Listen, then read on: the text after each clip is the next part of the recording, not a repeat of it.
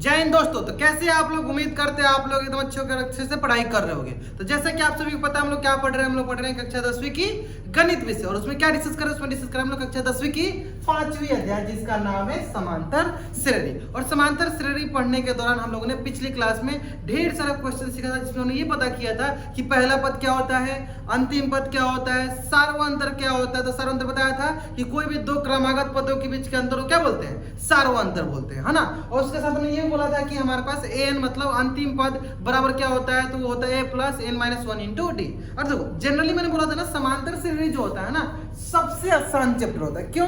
क्योंकि इसमें मात्र 2 से 3 फॉर्मूलाज आपको याद रखना है। बाकी आपको क्वेश्चन में जो भी चीजें दिया गया उसको एक एक करके लिख लो, देखना आपको आसानी से बन जाए। जैसे ये सारे जितने भी क्वेश्चन आने वाले हैं हम देखना कैसे बनाएंगे। हम सिंपल क्या करेंगे, जो जो क्वेश्चन में इंफॉर्मेशन दिया है उसको मैं लिख लूंगा और साथ में देखूंगा क्या निकालना है। ठीक है, बस 2 फॉर्मूला आपको याद रखना है। एक याद रखना है अंतिम पद वाला tn वाला या n वाला, जैसे समझ लो एक n पदों का योग वाला। ठीक है, तो वो हम आगे पढ़ेंगे। अभी के लिए बस मात्र एक फॉर्मूला, कौन सा फॉर्मूला, n बराबर a plus n minus 1 into D. तो चलिए स्टार्ट करते हैं क्वेश्चन नंबर 6। क्वेश्चन नंबर 6 क्या बोला है, क्या एपी, देखो क्या बोल दिया यहाँ पे एपी। जैसे एपी बोला ना तो आपको ये समझ लेना है कि यहाँ पे ये समांतर श्रेणी में दिया गया, आपको यहाँ पे ये चेक करने की नहीं जरूरत है कि इसका सर्वांतर बराबर है या नहीं, है ना। जैसे इसके पहले जितने भी क्वेश्चन करते उसमें चेक भी कर रहे थे ना कि बताइए समांतर श्रेणी में है कि नहीं, तो वहाँ चेक करते थे कि इसका सर्वांतर बराबर है कि नहीं। यहाँ पे चेक करने की जरूरत नहीं है क्योंकि यहाँ बोल दिया क्वेश्चन में क्या एपी में दिया गया है। समझ में आ गया ना। चलो यानी एपी में क्या,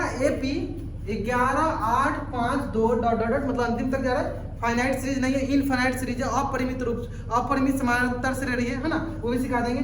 का एक पद माइनस 150 है या नहीं।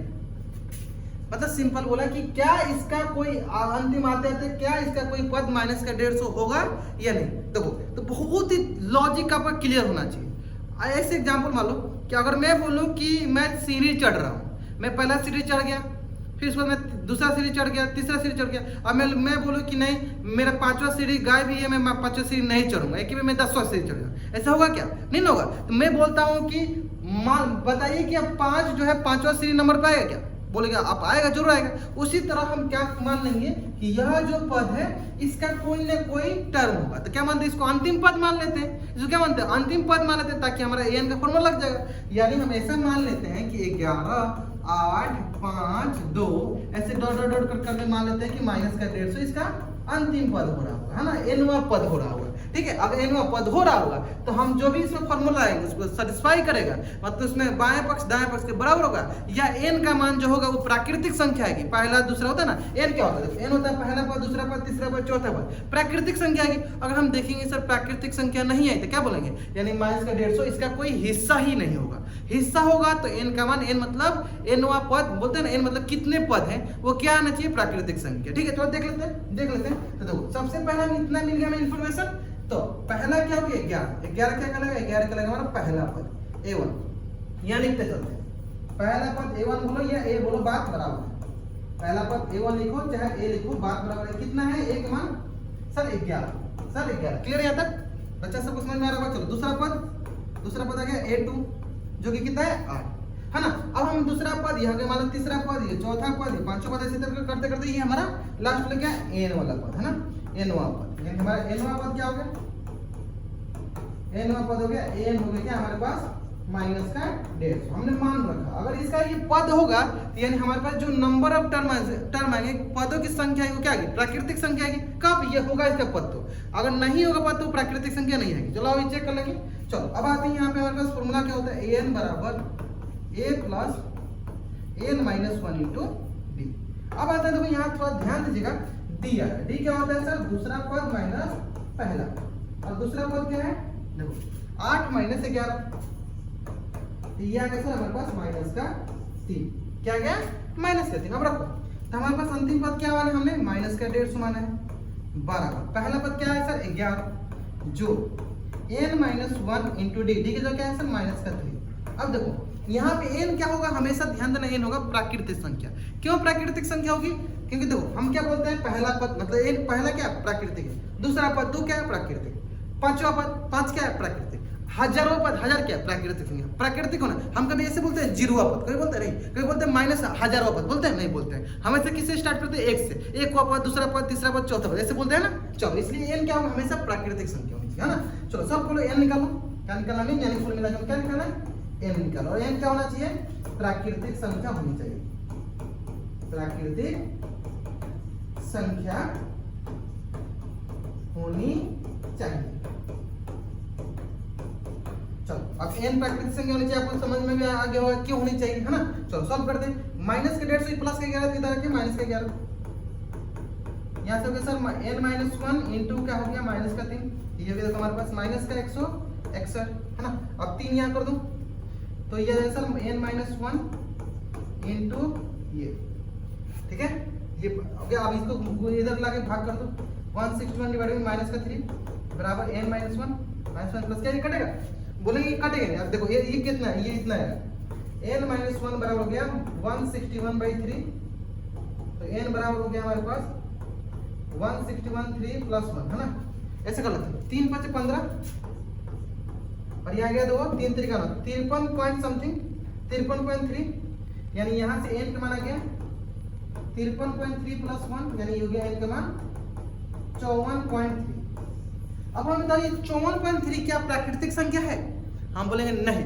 प्राकृतिक संख्या ऐसे बोलते हैं क्या 54, 54.1, 54.2 ऐसे बोलते हैं, नहीं।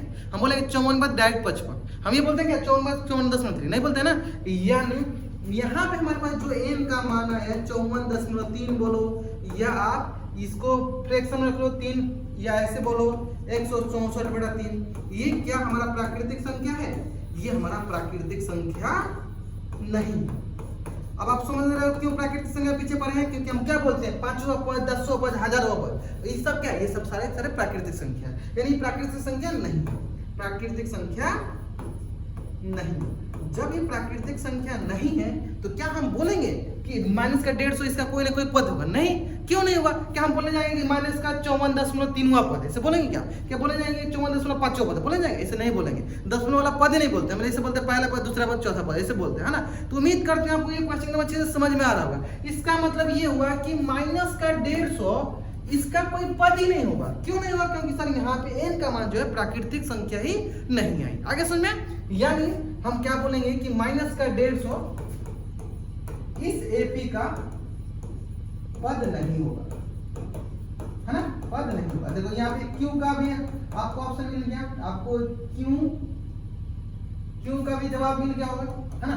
बोला नहीं यहाँ क्यों, तो आपको जवाब मिल गया, क्योंकि सर पद कभी भी प्राकृतिक संख्या छोड़कर कुछ और नहीं होती, है ना। देखो ये क्वेश्चन बहुत आसान था, लेकिन इसमें मैंने इतना मेहनत करके क्यों होता है, आपको अच्छे से क्यों होता है, ताकि इससे रिलेटेड आगे कभी भी क्वेश्चन आए उसमें कभी डाउट नहीं होना चाहिए आपको, है ना। चलिए एक क्वेश्चन और करते हैं, नेक्स्ट क्वेश्चन जो कि उम्मीद करते हैं आप एकदम अच्छे से सॉल्व करोगे उसको भी।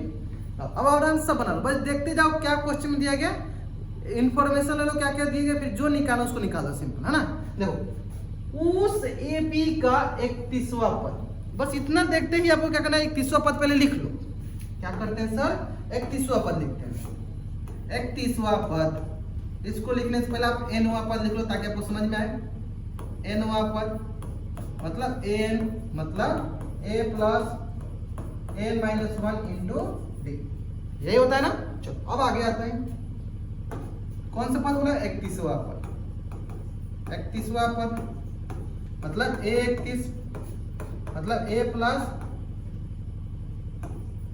31-1। हम चाहते तो डायरेक्ट लिख सकते थे, लेकिन अभी हमने जानबूझ के ऐसे लिखा ताकि आपको समझ में आ जाए, कुछ एवरेज बच्चे भी उनको भी समझ में आए, है ना। AP का 31वां पद ज्ञात, मतलब यही ज्ञात करना है, a प्लस d ही ज्ञात करना है। जब भी इस प्रकार का क्वेश्चन है, पहला पद और सारवंत a मिल जाए और सारवंत मिल जाए, बात बराबर, a मिल जाए सारवंत मिल जाए, हम इसमें रखेंगे माना जाएगा मेरा, है ना। अब आगे देखते हैं, जिसका 11वां पद दे दिया, बहुत बढ़िया सर, 11वां पद दिया हमें, है ना। 11 प्लेयर होते हैं क्रिकेट में, सबको पता होता है ना, आजकल तो क्रिकेट भी चल रहा है बहुत अच्छे से, है ना। अभी हाल ही फिलहाल हम लोगों ने एशिया कप जीता भी है ना। चलो देखो 11वां पद क्या हो गया सर, हमारे पास a11 क्या होता है, ये होता है a प्लस 11-1 इंटू d, यहाँ हो गया a प्लस 10d, है ना। इसका मान दिया है, कितना मान दिया, 38, तो ये हो गया हमारे पास 38 पहला समीकरण। कोई डाउट, कोई डाउट नहीं आता, है ना। देखो जहां भी डाउट हो जरूर बोल देना, जरूर आप चैट बॉक्स में बताना, ठीक है। लेकिन उम्मीद करते हैं यहाँ तक कोई डाउट नहीं है ना। चलो बढ़ते आगे क्या है, 16वां पद। इसको मतलब रहा नहीं गया, बोला कि सर अगला पद भी देख लीजिए आप, क्या है 16वां पद, है ना। चलो 16वां पद देख लेते हैं। 16वां पद क्या बोल रहा है, a16 क्या होता है, a16 a plus 16 minus 1 into D, ये हो गया a प्लस 15d, जिसका मान कितने के बराबर है, 73 के बराबर। ये हो गया दूसरा समीकरण। ये क्या हो गया, ये हो गया हमारे पास दूसरा समीकरण, है ना। अब हमें क्या पता होता है सर, हम जब पढ़ा रहे थे आपको बीजीएस या द्विघात समीकरण जो होता है सर, दो चर वाला रैखिक समीकरण, वहां पे ये बताया थे कि सर समीकरण को हल करने के लिए क्या ध्यान देना, जितने चर होते हैं ना उतना समीकरण होना चाहिए। देखो यहाँ पे दो चर है ए और डी, तो दो समीकरण भी है, आराम से दोनों समीकरण को हल करेंगे और ए और डी का मान निकालेंगे। जैसे हमें ए और डी का मान मिलता है यहाँ पुट कर देंगे, मेरा आंसर आ जाएगा। ठीक है, तब यहीं पे सॉल्व करो। आपने विलोपन विधि पढ़ा होगा, उसमें हम किसी न किसी एक चर को हटाते हैं। देखो तो क्या करो आप, पहले समीकरण में से दूसरे समीकरण को घटा दो। क्यों, हम घटाने के लिए क्यों पढ़े, हम घटाने के लिए क्यों पढ़े, क्योंकि सर दोनों में क्या है ए है, कट जाएगा। क्योंकि यहाँ पे माइनस, यहाँ माइनस, यहाँ माइनस, ये कट गया। यहाँ क्या बच गया सर, माइनस का 5d बराबर माइनस का, घटा दो 38 में से 73 निकल गया, है ना। ये देखो कितना जाएगा सर, 13 में से 8 गया 5, यहाँ हो गया सर 6, 6 में से 3 गया 3, यहाँ से हो गया माइनस का 35 ना, यहाँ से हो गया सर d बराबर माइनस का 35 बट्टा माइनस का 5, ये आ जाएगा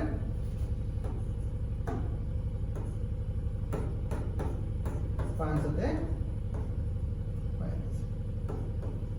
35, क्या गया डी का मान 7, डी मान कितना गया 7। जैसे डी का मान मिला क्या करेंगे हम यहाँ पे किसी एक समीकरण में रख देंगे, ए का मान मिल जाएगा, बोलेंगे डी का मान समीकरण 1 में रखने पर, समीकरण 1 में रखने पर, चलो समीकरण 1 में रखते हैं। समीकरण क्या है सर, ये देखो a प्लस 10d बराबर कितना हो गया 38, तो यहाँ से जगह हमारे पास a का मान a प्लस 10 इंटू डी का मान क्या है सर 7 बराबर 38, ये हो गया हमारे पास a का मान 38 माइनस 70। ठीक है, अब ये हमारे पास a का मान कितना आ जाएगा, ये 2, यहाँ पे आ गया 2 32, क्या आ गया एक मान 32, एक मान कितना गया 32 और डी का मान गया 7। अब क्या करेंगे, इसमें रख देंगे पहले वाला, क्या है सर हमारे पास 31वां पद, क्या है 31वां पद है हमारे पास a प्लस 30d, है ना। तो रखो एक जगह रख देंगे, हमारे पास एक जगह रखेंगे 32 प्लस डी की जगह रखेंगे 7, 30 इंटू 7, तो ये देखो हमारे पास 32 प्लस 210, यहाँ से देखो 2, ये गया 4, ये गया 2। ठीक है, एक बार देख लेते हैं 2, हाँ ठीक है 242, यानी 31वां पद कितना आ गया हमारे पास, 31वां पद आ गया हमारे पास 242, कितना आ गया 242। क्लियर है, चलो यानी हमें यही निकालना था, हमें क्या करना था, यही निकालना था, 31वां पद ही निकालना था, कितना गया 242। उम्मीद करते हैं आपको एकदम अच्छे से यहाँ तक क्लियर समझ में आ गया होगा। ठीक है, अब देखो मैं इस सारे क्वेश्चन में इतना टाइम क्यों दे रहा हूँ, ताकि आपको एक दो क्वेश्चन जब बनाने को ढंग आ जाएगा कैसे कैसे बनाते हैं। अधिकतर क्वेश्चन एग्जाम में इसी प्रकार के पूछते हैं, आपको दो इन्फॉर्मेशन दिया गया रहेगा, से इन्फॉर्मेशन तो दिया था, इससे आपने ए और डी का मान निकला, अगला पद निकल गया। सब क्वेश्चन को हमें देखना है ऐसे ही बनाएंगे। देखो अब यहाँ पे हमें सबसे मेन बात क्या सीखना है कि सर हमें जैसे आप बता रहे हो कि बार बार की समांतर श्रेणी सबसे आसान चैप्टर होता है, तो क्यों इतना आसान है, तब देख सकते हो क्यों आसान है। क्या इसमें कोई हमने रॉकेट साइंस लगाया, मैंने बस एक ही फॉर्मूला यूज किया, कौन सा, n बराबर a plus n minus 1 into D, इसके अलावा कुछ फॉर्मूला यूज किया नहीं, उसमें बस देखा कि क्वेश्चन में क्या क्या दिया गया और कुछ नहीं देखा। ठीक है, तो चलिए इसी प्रकार का वीडियो देखने के लिए आप हमको फॉलो कीजिए, हमको सब्सक्राइब कीजिए, ज्यादा से ज्यादा लोगों के बीच में शेयर कीजिए।